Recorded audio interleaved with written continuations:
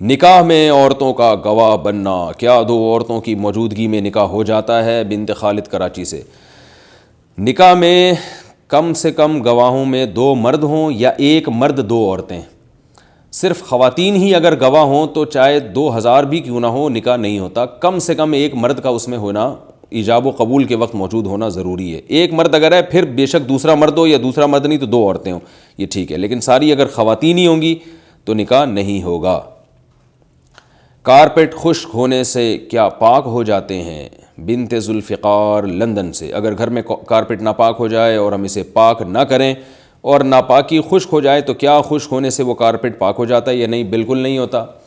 اگر کارپیٹ پہ پیشاب ہو گیا ہے، کوئی ایسی گندگی گر گئی ہے جو لیکوڈ فارم میں ہوتی ہے تو خشک ہونے سے پاک نہیں ہوگی، آپ کو اسے دھونا پڑے گا۔ دھونے کا بہترین طریقہ یہ ہے کہ آپ کوئی ٹب کارپیٹ کے نیچے گھسائیں کسی ڈنڈے سے، وہاں تک اسے گھسا کے لے جائیں جہاں وہ گندگی ہے، پیشاب وغیرہ تھا جو سوکھ گیا ہے، تو جب وہ ٹب نیچے چلا جائے اوپر سے آپ کارپیٹ پہ پانی ڈالیں اور اس کو مسلیں تاکہ وہ پانی جو ہے وہ نیچے ٹپکنا شروع ہو جائے۔ تو اتنا پانی اس میں بہا دیں کہ وہ کارپیٹ جو ٹکڑا ہے نا، آپ سمجھتے ہیں جتنے پانی میں 3 دفعہ وہ ڈوب سکتا ہے، یعنی 3 مگیں پانی آپ بہا دیں اس میں۔ سادہ لفظوں میں زیادہ پیچیدگی سے بچنے کے لیے میں یوں کہوں گا کہ 1 دفعہ پانی ڈالا، وہ پانی سارا سرایت کر کے نیچے نکل گیا، پھر دوبارہ ڈالا، وہ سارا پانی ایسے جذب ہو کے نیچے ٹب میں جمع ہو گیا۔ 3 دفعہ یہ عمل کیا تو پاک ہو جائے گا۔ اور اگر کارپیٹ کے نیچے ٹب گھسانا ممکن نہیں ہے، بعض کارپیٹ ایسے ہوتے ہیں کہ وہ چپکے ہوئے ہوتے ہیں فرش کے ساتھ، تو پھر گیلا کپڑا لے کے آپ اس پہ پوچھا لگائیں اور پھر اس گیلے کپڑے کو دھوئیں، تو یہ عمل اتنی دفعہ کریں کہ آپ کو غالب گمان ہو جائے کہ یہاں سے یہ پیشاب وغیرہ جذب ہو چکا ہوگا، ورنہ کم سے کم 3 دفعہ یہ عمل لازمی کریں آپ۔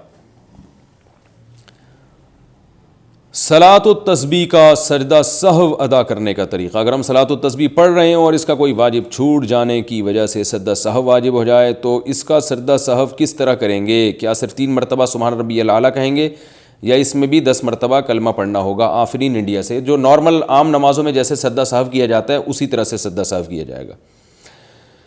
قراءت کی کون سی غلطی سے نماز ٹوٹ جاتی ہے؟ آفرین صاحبہ انڈیا سے۔ قرآن مجید میں کچھ ایسے مقامات ہیں کہ اگر انہیں نماز میں تھوڑا سا بھی غلط پڑھ لیں تو نماز فوراً ٹوٹ جاتی ہے۔ ایسے کون سے مقامات ہیں؟ ان کی نشاندہی فرما دیں۔ بھائی قرآن مجید میں ایسے مقامات تو ہائی لائٹ کرنا تو ناممکن ہے، وہ تو سارے ہی مقامات ایسے ہیں کہ ان کو آپ غلط پڑھ لیں گے تو وہ نماز ٹوٹ جائے گی۔ کتنا غلط پڑھیں گے کہ کسی آیت کو اتنا غلط پڑھ لینا کہ آیت کا اصل مفہوم بالکل اس کے اپوزٹ ہو جائے۔ جیسے قرآن مجید میں اللہ تعالیٰ کا ارشاد ہے لئن اشرکت لیحبطن عملک ولتکونن من الخاسرین، کہ اگر آپ نے شرک کیا تو آپ خسارے والوں میں سے ہو جائیں گے۔ اب کسی قاری نے غلطی سے پڑھ لیا ولتکونن من الخاسرین کو من الحاسرین پڑھ لیا، حاسرین کا مطلب حسرت والوں میں ہو جائیں گے، تو معنی چینج تو ہوا ہے لیکن بالکل الٹ نہیں ہو گیا، بالکل ہی قرآن کے مفہوم کے بالکل اپوزٹ نہیں ہو گیا، معنی چینج ہوا ہے۔ تو اس سے اگر یہ غلطی سے کیا تو نماز نہیں ٹوٹے گی، لیکن غلط ہے، ایسا کرنا جائز نہیں ہے۔ لیکن اگر معنی بالکل ہی اپوزٹ ہو گیا ہے، جیسے کسی نے آیت پڑھی لئن اشرکت لیحبطن عملک ولتکونن من المفلحین، کہ اگر تم نے شرک کیا تو تمہارے اعمال ضائع ہو جائیں گے اور تم کامیاب لوگوں میں سے ہو جاؤ گے۔ خاسرین کو مفلحین پڑھ لیا، تو یہ بالکل ہی قرآن کی منشا کے خلاف ہو گیا، شرک والے کامیاب کبھی نہیں ہوتے۔ تو ایسی بڑی فحش غلطی جب ہوگی کسی آیت کے پڑھنے میں تو چاہے وہ کہیں بھی ہو تو پھر نماز ٹوٹ جاتی ہے۔ لیکن یہ ضروری ہے کہ اس کا کوئی اور صحیح مطلب نکل نہ سکتا ہو۔ اگر آیت کسی نے غلطی سے غلط پڑھ لی، اس کا غلط مطلب بھی کوئی بیان کر سکتا ہے، صحیح مطلب بھی، تو بھی نماز نہیں ٹوٹے گی۔ اور اگر ایسا مطلب ہے کہ وہ غلط ہی بن رہا ہے، صحیح مطلب بن ہی نہیں سکتا، تو پھر نماز ٹوٹ جائے گی، دوبارہ پڑھنی پڑے گی۔ آن لائن سائٹ پر غلط انفارمیشن سے کمائی کا حکم۔ زوبیہ انصاری انڈیا سے۔ ہم ایک آن لائن سائٹ پر کام کرتے ہیں، اس میں ہمیں اپنی عمر وغیرہ بایو ڈیٹا تھوڑا سا جھوٹا ڈالنا پڑتا ہے، تب جا کر وہ سروے ہوتا ہے۔ کیا اس کی کمائی صحیح ہوگی یا نہیں؟ دیکھیں آن لائن سائٹ پر اگر آپ اپنی غلط انفارمیشن ڈالتے ہیں، جھوٹ کا گناہ ہوگا، لیکن کمائی کا حلال و حرام ہونے سے اس کا تعلق اس چیز سے ہے کہ آپ کو کمیشن یا پیسے کس چیز کے دیے جا رہے ہیں۔ کسی مخصوص کام کے پیسے دیے جا رہے ہیں تو وہ کام اگر جائز ہے تو پیسے بھی جائز ہیں۔ اس کی مثال ایسے ہے جیسے آپ غلط سرٹیفکیٹ بنا کے کسی کمپنی میں جاب کرتے ہیں اور پھر جاب کی آپ کو سیلری ملتی ہے، تو غلط سرٹیفکیٹ بنانا، جھوٹا سرٹیفکیٹ بنانے کا گناہ تو ہوگا، مگر اس تنخواہ کو ہم حرام نہیں کہیں گے، کیونکہ تنخواہ تو آپ کو کام کی مل رہی ہے نا، وہ کام آپ کمپنی میں اگر ذمہ داری سے کر رہے ہیں تو تنخواہ بھی، ارننگ بھی حلال ہے۔ تو یہاں بھی ایسے ہی ہے، اگر آپ نے غلط انفارمیشن سے اپنے آپ کو رجسٹرڈ کروا لیا تو یہ عمل تو ناجائز ہے، لیکن کام جو آپ کر رہے ہیں، وہ کام یہ کر رہی ہیں، اگر وہ کام صحیح ہے تو پھر اس کی تنخواہ آپ کے لیے جائز ہے۔ وہ کام ہی دھوکہ ہے، غلط ہے، تو پھر تنخواہ بھی جائز نہیں ہے۔ جمعہ کی عصر کے بعد کا خاص دن درود شریف، کیا یہ حدیث صحیح ہے کہ جمعہ کے دن عصر کے بعد یہ درود شریف پڑھنے والے کے 80 سال کے گناہ معاف ہو جاتے ہیں؟ اللہم صلی علی محمد النبی الامی وعلی آلہ وسلم تسلیما۔ بنت عبداللہ، سری لنکا۔ یہ والی جو حدیث کے جو الفاظ ہیں جو آپ نے آیت پڑھی، یہ حدیث پیش کی ہے، یہ حدیث ضعیف ہے، سند کے لحاظ سے صحیح نہیں ہے، لیکن جمعے کے دن درود شریف پڑھنے کی فضیلت صحیح حدیث سے ثابت ہے۔ آپ صلی اللہ علیہ وسلم نے حکم دیا کہ اکثروا فی الصلاۃ علیہ فیہ، کہ جمعہ، او کما قال صلی اللہ علیہ وسلم، کہ جمعہ کے دن مجھ پر کثرت سے درود پڑھا کرو۔ تو اس لیے جمعہ کے دن آپ صلی اللہ علیہ وسلم پہ کثرت سے درود پڑھنا چاہیے، اور عصر کی نماز کے بعد خاص طور پر کثرت سے آپ صلی اللہ علیہ وسلم پہ درود پڑھنا چاہیے، کیونکہ وہ قبولیت کا وقت ہے۔ حدیث میں آتا ہے جمعہ کے دن ایک گھڑی ایسی ہے جس میں قبولیت کا دعائیں قبول ہوتی ہیں، تو اس میں علماء کے مختلف اقوال ہیں، راجح قول یہی ہے کہ وہ عصر کے بعد کا ٹائم ہے، تو درود شریف کثرت سے پڑھ کر اس وقت دعا مانگنی چاہیے، تو قبولیت کا امکان اس میں زیادہ ہوتا ہے۔ البتہ یہ جو الفاظ ہیں یہ پڑھنا چاہیں تو ان میں بھی کوئی حرج نہیں ہے، کیونکہ فضائل ہیں تو ضعیف حدیث ہے، لیکن کوئی فقہی مسئلہ تو اس سے ثابت ہو نہیں رہا۔ فی نفسی فضیلت بہرحال درود شریف کی حدیث سے ثابت ہے، اور اگر کوئی دوسرا درود پڑھ لیں جو صحیح حدیث سے ثابت ہے تو وہ زیادہ بہتر ہے۔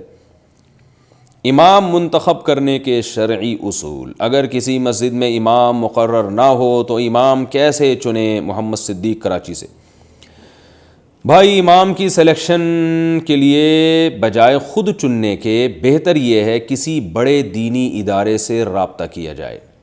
یہ امام کی سلیکشن کا بڑا خاندانی طریقہ آپ کو بتا رہا ہوں۔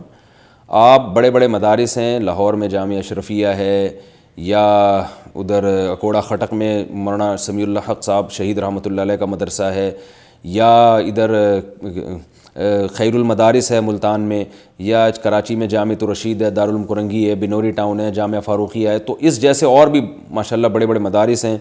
ان مدارس سے مساجد والوں کو چاہیے کہ وہ رابطہ کریں اور کہیں ہمیں اس قسم کا امام چاہیے، ہماری آبادی اس ٹائپ کی ہے، اس ٹائپ کے لوگ ہمارے ہاں رہتے ہیں، تو ہمیں اس ٹائپ کا امام چاہیے۔ یعنی ٹائپ کا مطلب یہ کہ آپ اگر ڈیفنس میں رہتے ہیں تو وہاں ظاہر ہے اکثر ہائی پروفائل ایجوکیٹڈ امام یعنی لوگ ہوتے ہیں، تو ان کو امام بھی اسی قسم کا زیادہ ان کے لیے یعنی اچھا امام ہوتا ہے کہ جو تھوڑی بہت انگلش سے بھی شدبد رکھتا ہو اور تھوڑی بہت جو عصری علوم سے بھی واقف ہو۔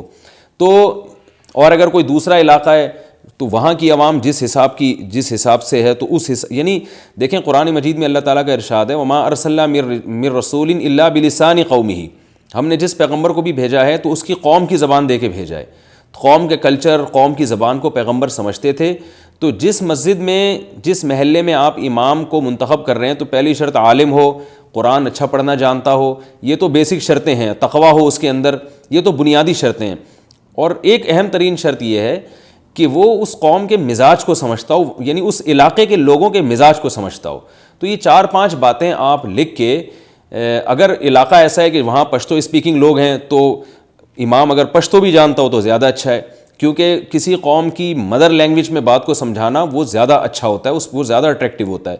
تو اس طرح کی آپ اپنی یعنی چند چیزیں، نمبر 1 تقویٰ، وہ تو سب سے پہلے ہے، نمبر 2 بھائی عالم ہو، نمبر 3 قرآن اچھی طرح پڑھنا جانتے ہوں، شرعی مسائل جانتے ہوں، جب عالم ہوں گے، اور چوتھی چیز بھائی ہمارے ہاں جو ہے یہ اس طرح کے لوگ ہیں، ہمیں اس قسم کا امام چاہیے۔ تو آپ بڑے مدارس سے رابطہ کریں، وہ خود دیکھیں گے کہ ہمارے ہاں کون سے یعنی اس لیول کے علماء کون سے ہیں، تو وہ خود آپ کو عالم دیں گے۔ ہوتا یہ ہے کہ کمیٹی میں لوگ بیچارے اکثر معذرت کے ساتھ اکثر مساجد کی کمیٹی کے لوگ ان پڑھ ہوتے ہیں، یعنی ان پڑھ سے میری مراد ہے دینی لحاظ سے فارغ ہوتے ہیں، وہ دنیاوی لحاظ سے تو ایجوکیٹڈ ہوتے ہیں لیکن دین کا علم بالکل بھی نہیں ہوتا۔ اب جس کے پاس سرے سے علم ہی نہیں ہے وہ سلیکٹ کیسے کرے گا کہ یعنی مسجد کا امام اس طرح کا، وہ اس کو کیا پتہ چلے گا کہ میں جس امام کو سلیکٹ کر رہا ہوں وہ عالم بھی ہے یا نہیں ہے؟ عالم کو عالم ہی پہچان پاتے ہیں، جیسے ڈاکٹر کو ڈاکٹر پہچانے گا نا۔ تو اب دیکھیں آپ نے کوئی ہاسپٹل کھولا اور آپ اس میں ڈاکٹروں کو سلیکٹ کر کے رکھنا چاہتے ہیں تو آپ ڈاکٹروں ہی سے رابطہ کریں گے نا یار. آپ بتاؤ کوئی اچھے ڈاکٹر, عوام سے تھوڑی پوچھیں گے آپ جا کے محلے والوں سے آپ بتائیں جی کہ کون سا ڈاکٹر اچھا ہے, یا آپ خود لوگوں کو بلا کے انٹرویو لیں گے کہ آپ بتائیں ایجوکیٹڈ ہیں یا نہیں. آپ کو تو بیوقوف بنانا بہت آسان ہوگا. جب آپ ڈاکٹر نہیں ہیں تو کوئی بھی شخص آپ کو میڈیکل سائنس کے نام پہ بیوقوف بنا سکتا ہے. تو ایسے ہی علم دین کے نام پہ بھی کوئی بھی بیوقوف بنا سکتا ہے. ہمارے یہاں تو ایک عجیب سی بھیڑ چال چل رہی ہے کہ بس کہیں بھی اٹھا کوئی اینٹیں رکھ کے مسجد بنا لی, اس کا پتہ ہی نہیں ہوتا یہ کون ہے, کہاں سے آیا, بھائی تم کس مدرسے سے فارغ ہو, ایک فرقہ واریت پھیلانا شروع کر دیتے ہیں پھر.